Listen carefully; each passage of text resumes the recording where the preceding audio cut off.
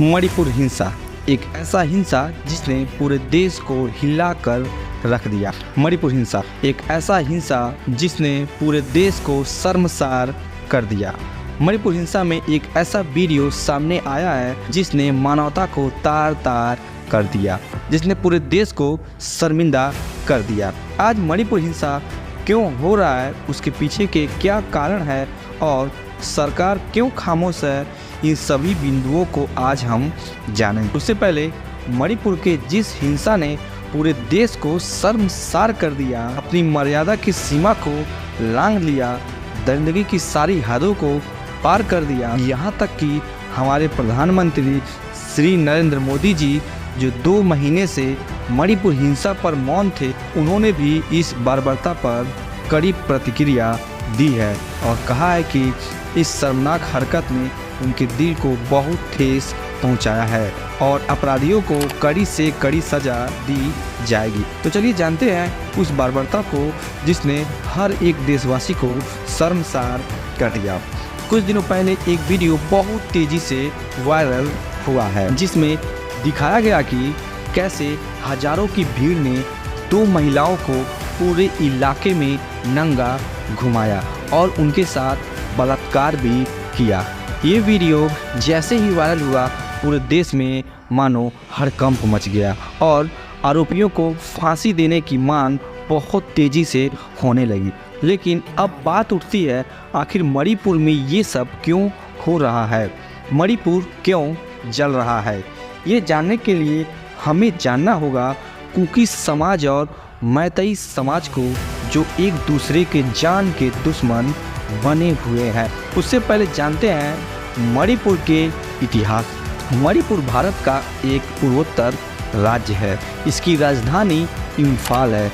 इसके उत्तर में नागालैंड, दक्षिण में मिजोरम, पश्चिम में असम एवं पूर्व में म्यांमार है। इसके क्षेत्रफल की बात की जाए तो ये तकरीबन 22,327 स्क्वायर किलोमीटर है।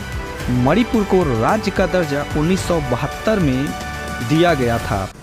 कई लोगों का मानना था कि इसे जबरन भारत का हिस्सा बनाया गया है। लोगों ने इसका विरोध करना भी शुरू कर दिया और इस वजह से मणिपुर में कई उग्रवादी संगठन हो गए, जैसे पीपल्स लिबरेशन आर्मी, और भी बहुत संगठन बनने लगे। इस वजह से मणिपुर में कई हिंसक घटनाएं भी देखने को मिली। इन सभी का मकसद मणिपुर को एक स्वतंत्र देश बनाना था और ये मणिपुर में हमेशा से चली आ रही है, जो हिंसा की एक बड़ी वजह भी मानी जाती है। इस समय जिन 2 समुदायों में हिंसा भड़की है वो है कुकी और मैतेई समाज के लोग। मैतेई हिंदू हैं, वे मणिपुर में बहुत संख्या में रहते हैं। ये वर्तमान में केवल इम्फाल घाटी में रहने को मजबूर है। इसकी वजह यह है कि उन पर अपने ही राज्य के पर्वतीय इलाकों में संपत्ति खरीदने और खेती करने पर कानूनी रोक लगा दी गई है। यहाँ सिर्फ कुकी और नागा समुदाय के लोग रहते हैं, जिनकी आबादी तकरीबन 40% है। ये मणिपुर के कुल क्षेत्रफल के 90% हिस्से में रहते हैं। मैतेई समुदाय की जनसंख्या करीब 53% है, लेकिन करीब वो 10% क्षेत्र में ही रह सकते हैं। कुकी और नागा समुदाय के लोगों को इम्फाल घाटी में रहने पर कोई कानूनी बंदिश नहीं है। इसी तरह पहाड़ी इलाकों पर नागा और कुकी समुदाय का कब्जा है, तो वहीं घाटी में मैतेइयों का दबदबा है। मणिपुर में एक कानून है जहां पर घाटी में बसे मैतेई समाज के लोग पहाड़ी इलाकों में बस नहीं सकते और ना ही वहां पर ज़मीन खरीद सकते हैं। लेकिन इसके विपरीत पहाड़ी इलाकों में बसे कुकी और नागा समुदाय के लोग घाटी में भी बस सकते हैं और ज़मीन भी खरीद सकते हैं। अब पूरा मसला इस बात पर है कि 53% से ज़्यादा आबादी सिर्फ 10% इलाके में रह सकती है, लेकिन 40% वाले आबादी का 90% से ज़्यादा इलाकों पर कब्जा है।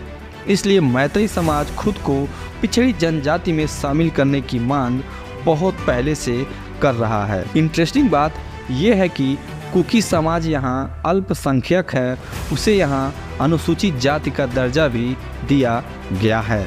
अब यहाँ कुकी समाज मैतेई समाज को अनुसूचित जाति में शामिल करने का विरोध कर रहा है। 20 अप्रैल को मणिपुर हाईकोर्ट के acting chief justice MV Muralidharan ने एक आदेश दिया था, जिसमें उन्होंने राज्य सरकार को आदेश दिया कि मैतेई समाज की मांग पर विचार किया जाए। हाईकोर्ट के इस आदेश के बाद नागा और कुकी समाज के लोग भड़क गए। उन्होंने 3 मई को आदिवासी एकता मार्च निकाला। ये रैली मैतेई समाज को ST का दर्जा दिए जाने के खिलाफ था और ये रैली बहुत ही ज़्यादा बड़ी थी। इस रैली में आदिवासियों और गैर आदिवासियों के बीच झड़प शुरू हो गई और भीड़ को तीतर बीतर करने के लिए पुलिस ने आंसू गैस के गोले भी छोड़े। 3 मई को रात होते होते हालत इतने बिगड़ गए कि राज्य सरकार ने केंद्र सरकार से मदद मांगी और तब जाकर वहां पर सेना और पैरामिलिट्री की कंपनियों को पहुंचाया गया। हालत इतने बिगड़ गए कि 100 से ज़्यादा लोगों की मौत उसी दिन हो गई और ये तो सिर्फ ऑफिशियल आंकड़े हैं। असल में कितने लोग मरे होंगे हम और आप अंदाज़ा भी नहीं लगा सकते। 50,000 से ज़्यादा लोग राहत शिविरों में रहने को मजबूर हो गए। आज इतने दिनों बाद भी हिंसा लगातार हो रहा है और अब सवाल उठ रहा है कि आखिर हिंसा रुकने के बजाय और ज़्यादा बढ़ क्यों रहा है और सरकार इसे रोकने में विफल क्यों हो रही है। ये हिंसा इतना खतरनाक होगा, आप अंदाज़ा इस बात से लगा सकते हैं कि हमारे देश की गोल्ड मेडलिस्ट मैरी कॉम ने 4 मई को ही हमारे प्राइम मिनिस्टर श्री नरेंद्र मोदी जी को एक ट्वीट किया, जिसमें उन्होंने कहा कि हमारा स्टेट मणिपुर जल रहा है, कृपया मदद करें।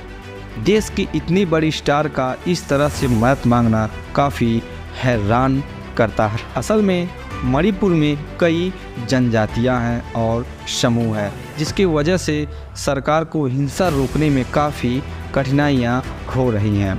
गृह मंत्री अमित शाह भी कई बार मणिपुर का दौरा कर चुके हैं और वहां के सभी समूह के नेताओं से बात भी कर चुके हैं और हालत को काबू करने की अपील भी की है। मणिपुर अभी आग में कब तक जलेगा कहना थोड़ा मुश्किल है। फिलहाल किस तरह से उन 2 महिलाओं को न्याय मिलेगा जिनके साथ बर्बरतापूर्वक घटना को अंजाम दिया गया। ये तो फिलहाल एक वीडियो था जो बाहर आ गया। बताया जाता कि ऐसा कई गांवों में हुआ है जब महिलाओं के साथ सामूहिक दुष्कर्म किया गया है। अब वीडियो आने के बाद लोगों को गिरफ्तारियां होनी शुरू हो गई हैं और अब सवाल उठता है कि पहले इन दरिंदों पर कार्रवाई क्यों नहीं हुई। क्या सच में कानून की आंखों पर पट्टी बंधी थी या कुछ और? क्या इन दरिंदों को फांसी पर लटका देना चाहिए? कमेंट सेक्शन में ज़रूर बताइएगा। इस वीडियो को जितना हो सके शेयर कीजिए, व्हाट्सएप पर, फेसबुक पर, यूट्यूब पर या अन्य किसी प्लेटफॉर्म पर। वीडियो को आखिर देखने के लिए आपका बहुत बहुत धन्यवाद। मिलते हैं अगले वीडियो में, तब तक के लिए जय हिंद।